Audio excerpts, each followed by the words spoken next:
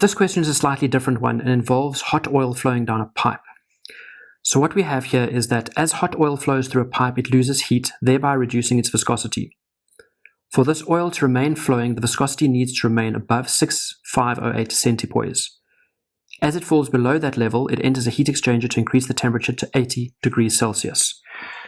Let's just draw what's actually going on here quickly. So what we're saying is that we have a long pipe.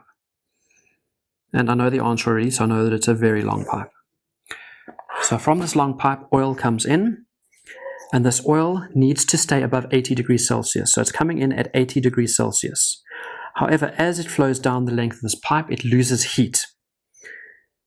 When it loses heat down to a certain point, and that point is 6508 centipoise, there is a heat exchanger that then heats this oil up somehow back to 80 degrees Celsius. It's then going to cool down again, and then when it gets back down to 6508 centipoise, there's another heat exchanger which then sort of hot steam or something crosses over it to raise the temperature back down to 80 degrees Celsius.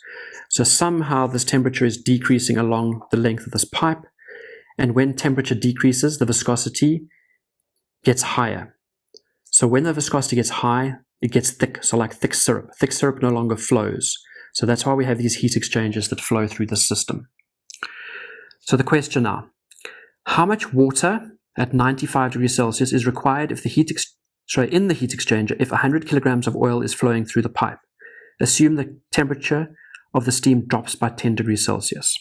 Okay, so we're now told that it is steam that is coming into this heat exchanger, to these heat exchangers, at 95 degrees Celsius. So it comes in at 95 degrees Celsius, and it's dropping by 10, so there's an 85 degrees Celsius is the steam coming back out here.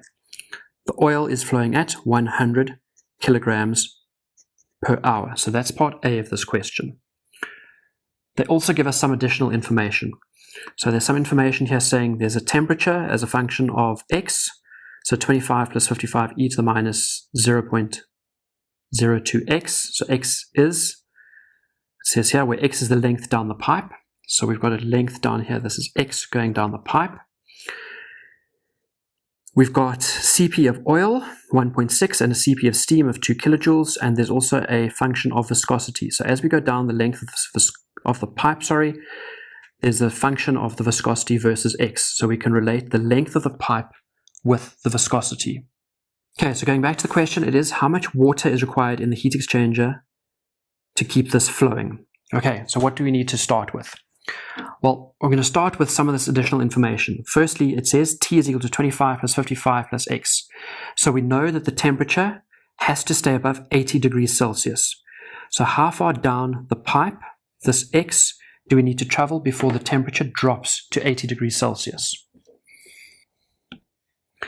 We're going to start with the equation for viscosity. So we said that viscosity, and I'll just write it out here again, is equal to 5,123,5,000 plus another 5,123,5,000 e to the minus 0.01x. So we know that the viscosity needs to stay above 6508 is equal to all these other things with an unknown x. So we can solve for x, and please just double check this. You should come up with an answer of 119.8653 meters. So at a distance of x is 119 meters, the viscosity drops down to the level where we don't want it, where we need to now introduce a new heat exchanger. From the first equation, we saw that temperature was equal to 25 plus 55 e to the minus 0.02x.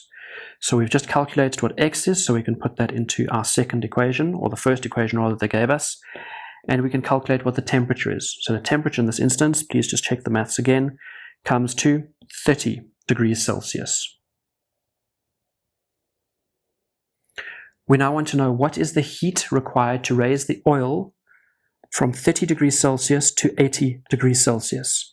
So to do that, we're going to simply look at Q is equal to M Cp delta T.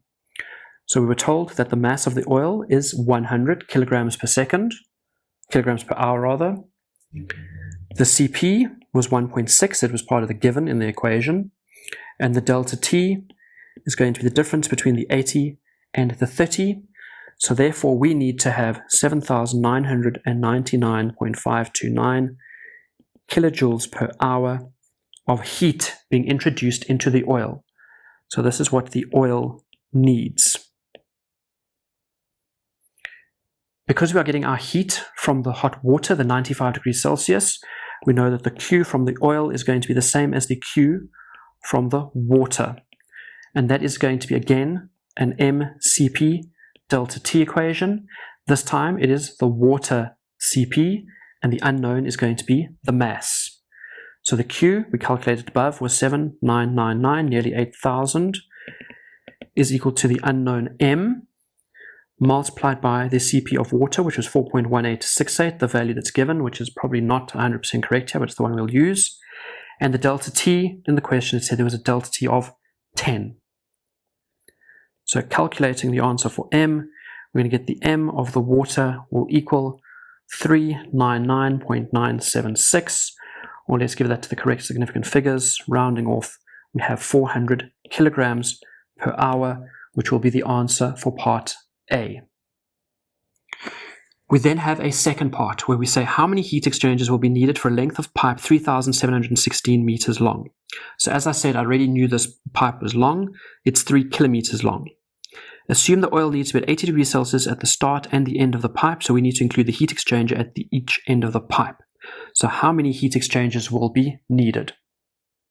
So from our first equation, we found out that we needed a heat exchanger every 119.86 meters.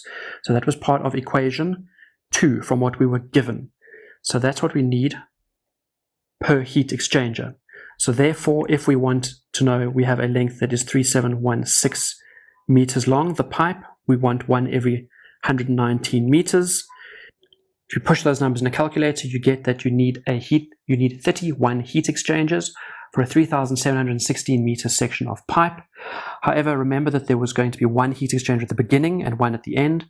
So therefore add 1 for the beginning.